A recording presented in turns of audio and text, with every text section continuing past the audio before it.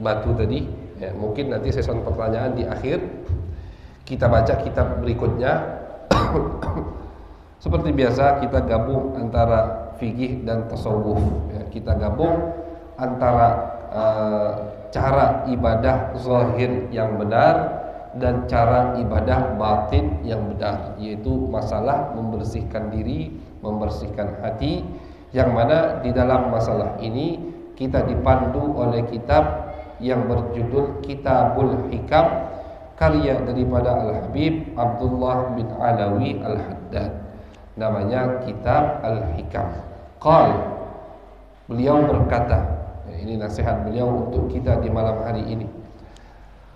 Wa qala rahimahullahu ta'ala, al-'adatu idza rasakhat nasakhat. Wa qala la tadubu ma'al kulfati ulfatun. Singkat nasihat beliau ini. Kata beliau, al-'adah, adat itu kelakuan yang sering kita lakukan, perbuatan yang sering kita lakukan, namanya adat. Bahasa Arabnya juga adah, cuman bedanya pakai ain. Adah, satu perbuatan yang sering kita lakukan. Kata beliau, adat ini kalau sudah melekat, sudah sering dilakukan atau turun menurun, nasakhat, tidak akan bisa lepas.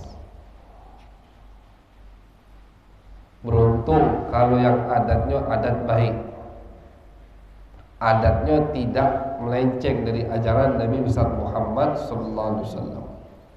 Berpegang teguh dengan adat, tapi ketika dilihat adatnya dilandasi dengan Al-Quran dan hadis sunnah Nabi, alhamdulillah, bagus itu, pegang terus adat itu.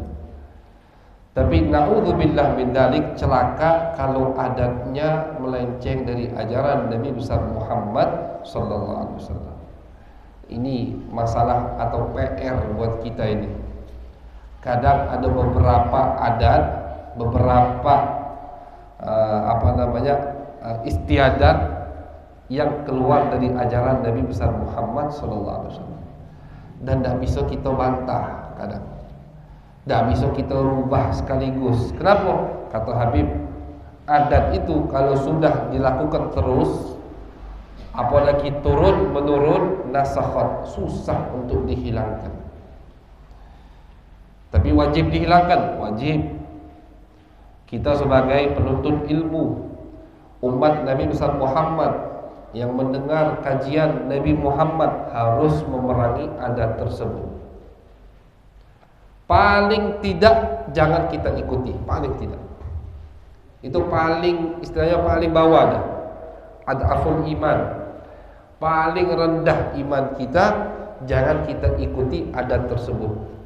Tidak bisa Ustaz, kami anak muda sekarang untuk membantah adat itu. Sudah ratusan tahun misalkan, sudah lama adat itu ada di kampung kami. Bil hikmah, harus pelan-pelan, tidak boleh ada adat langsung digerebek ribut, jangan. Misalkan ada satu adat di desa ini yang melenceng dari ajaran Nabi, harus pelan-pelan kita rubah adat tersebut. Tapi paling tidak di awal mula kita untuk merubah adat itu, kita jangan ikut, jangan diramaikan. Rombongan majelis tahu itu adat keluar dari sunnah Nabi, tahu itu adat banyak maksiat. Ketika ada satu acara, satu pesta dirayakan, banyak maksiat kepada Allah, kita rombongan majelis jangan hadir. Itu langkah pertama kita untuk merubah adat tersebut. Baru dikit demi dikit kita masuki, kita nasihati, dan kita cari pengganti. Misalkan baru yang kita lalui kemarin, tahun baru, itu kan sudah macam adat itu. Tahun baru itu semua orang keluar. Tahun baru baik muslim atau bukan muslim merayakan tahun baru Masehi. Bahkan kadang muslim yang lebih ramai merayakannya. Semua beli percon, semua beli jagung, bakar-bakar jagung. Ini adat. Susah kita untuk melarang anak muda tidak keluar misalkan. Oh, jangan keluar. kalian anak muda. Kenapa? Ini adat jelek. Susah. Caranya, solusinya, kita cari pengganti jemaah. Ayo keluar tapi ke masjid. Kita kumpul di masjid. Kita kumpul di masjid, kita rame-rame merayakan tahun baru di masjid. Baca maulid Nabi Muhammad SAW. Itu pengganti. Jadi adat itu memang susah untuk dirubah. Jadi harus pelan-pelan, bil hikmah, harus dengan hikmah, tidak boleh sembarangan. Tapi awal mula untuk merubah adat itu kita jangan melok. Kalau kita melok ya sama baik. Kalau kita melok sama beda ngerame ke, tidak bakal berubah adat itu. Jadi kalau di desa kita ada adat, lihat al halal bayyinun wal haram bayyinun, kata Nabi. Yang haram itu jelas, yang halal itu jelas. Tak usahlah remang-remang, tak katik di agama ini remang-remang. Kelihatan ini haram, ini halal, jelas sudah. Tidaklah Nabi meninggal kecuali semua sudah jelas. Yang mana yang haram, yang mana yang halal. Jadi kita sekarang kelompok atau jamaah masjid Al-Falah itu lihat, kita koreksi di desa kita ini. Ada beberapa adat, lihat. Ada adat yang di bawah naungan Islam, artinya tidak melenceng dari agama Islam. Bagus. Apa itu? Di masalah apapun, selagi tidak keluar dari Al-Quran dan hadis, teruskan. Apalagi kalau adat itu ada dalilnya dari Al-Quran dan hadis Nabi besar Muhammad SAW. Harus turun menurun, harus diteruskan adat tersebut. Misalkan acara tasmiyah, itu kan termasuk adat. Tasmiyah adat, tapi juga sunnah Nabi besar Muhammad SAW. Itu harus kita pegang. Kondangan, itu juga adat.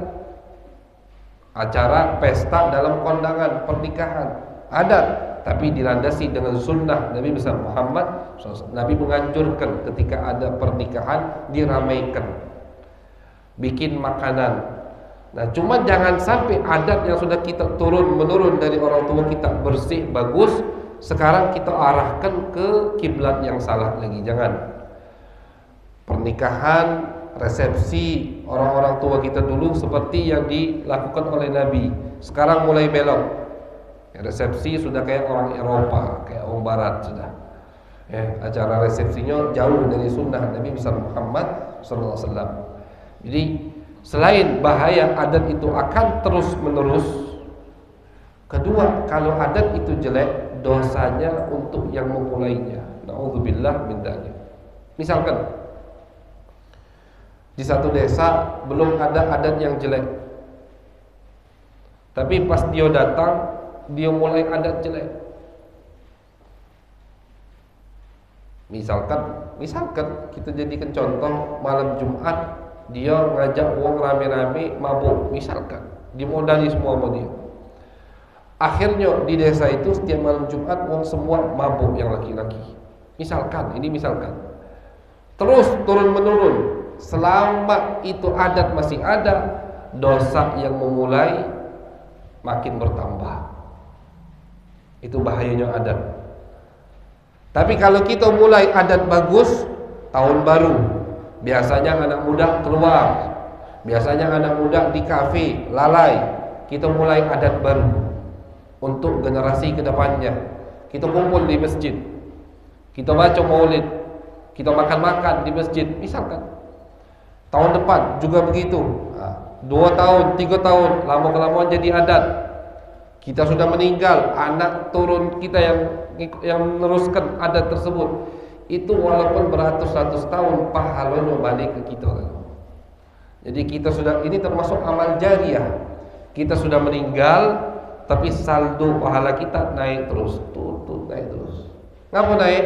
Karena adat yang kita tetapkan di desa itu diterus meneruskan oleh generasi setelahnya, dan adat tersebut di bawah naungan ajaran Nabi besar Muhammad SAW. Jadi harus hati-hati untuk melakukan satu perbuatan. Lihat, kalau perbuatan tadi bakal ditiru sama orang lain dan perbuatan tadi adalah maksiat kepada Allah, hati-hati untuk kita lakukan, karena kita kena dosa dan orang yang melakukannya dosanya juga kena ke kita. Dia berdosa tetap, tapi kita juga kena dosanya. Kita sudah meninggal. Kadang ada orang yang sudah meninggal tapi dosanya nambah terus. Na'udzubillah. Kenapa? Karena dia pencetus pertama kali. Oh, dengan bangganya dia ini pertama kali yang membuat arak ini, misalkan merek ini, arak ini pertama kali yang buat dia. Itu walaupun 200 tahun sudah lalu, dia kena dosa terus sampai sekarang. Sampai detik ini ada yang minum arak tersebut, wong tadi kena dosa. Meninggalnya lah 200 tahun lalu padahal. Na'udzubillah min dzalik. Jadi hati-hati, apalagi kalau ada orang yang dijadikan panutan sama orang desa tersebut. Hati-hati untuk melakukan satu perbuatan. Takut ditiru tanpa disadari jadi adat. Kalau adat tadi maksiat, na'udzubillah min dzalik, kita akan selalu kena dosa orang yang melakukannya. Na'udzubillah min dzalik. Maka dari itu Al-Habib Abdullah bin Alawi Al-Haddad mengatakan, al-adatu idza rasakhat nasakhat. Nah, jadi adat itu kalau sudah terus-menerus dilakukan akan nempel. Kemudian beliau tutup nasihatnya di malam hari ini dengan perkataannya, la tadumu ma'al kulfati ulfatun. Kata beliau, yang namanya cinta, yang namanya persatuan itu tidak bisa dilandasi dengan paksaan. Namanya cinta itu tidak bisa dipaksa. Orang kalau dipaksa berarti namanya bukan cinta. Mau cinta dengan Nabi tidak bisa dipaksa. Cuma bisa dicari, bisa kita paksa pertama kali untuk mencintai Nabi. Dengan apa? Dengan kita mengenal Nabi Muhammad, baca sejarah Nabi, baca jasa-jasa Nabi untuk kita. Di situ akan timbul dengan sendirinya rasa cinta kepada Nabi besar Muhammad sallallahu alaihi wasallam. Mudah-mudahan kita diberikan oleh Allah Subhanahu wa taala taufik dan hidayah untuk mendapatkan cinta Nabi besar Muhammad sallallahu alaihi wasallam, dan kita diberi taufik dan hidayah oleh Allah Subhanahu wa taala untuk melakukan sunnah-sunnah Nabi besar Muhammad sallallahu alaihi wasallam dari yang paling kecil sampai yang paling besar. Insyaallah kita diberikan taufik bisa mengamalkan semua sunnah Nabi besar Muhammad sallallahu alaihi wasallam. Karena itu bisa, bukan tidak bisa. Banyak ulama, banyak aulia itu mengamalkan sunnah Nabi semuanya. Al-Habib Abdullah bin Alawi Al-Haddad, pengarang kitab yang kita baca ini, beliau mengatakan semua sunnah Nabi sudah aku amalkan. Tinggal satu, rambut gondrong, karena Nabi itu rambutnya panjang sampai ke bahu. Kata beliau, belum aku amalkan. Namun di akhir hayat beliau panjangkan rambutnya sampai ke bahu, mengamalkan sunnah Nabi besar Muhammad sallallahu alaihi wasallam. Jadi semua sunnah Nabi sudah beliau amalkan. Bahkan Al-Imam Ahmad bin Hanbal itu mengatakan semua sunnah Nabi sudah aku amalkan kecuali satu. Apa satu itu wahai Imam? Aku tidak punya putri yang bernama Fatimah sehingga aku bisa nikahkan dengan laki-laki yang bernama Ali.